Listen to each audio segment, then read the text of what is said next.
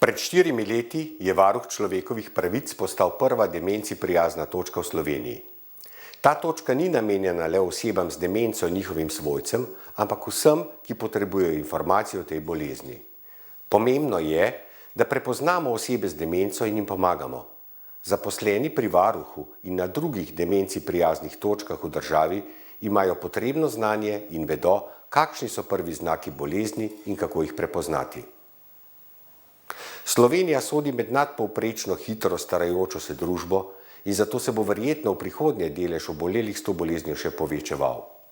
Bolezen ne izbira in demenca lahko doleti vsakega izmed nas ali naših svojcev. Potrebujemo multidisciplinaren pristop obravnave bolezni, saj demenca ni zgolj zdravstveni problem. Osebe, ki zbolijo za to boleznijo, potrebujejo tudi pomoč pri vsakdanjih opravilih in si želijo večinoma ostati čim dlje v svojem domačem okolju.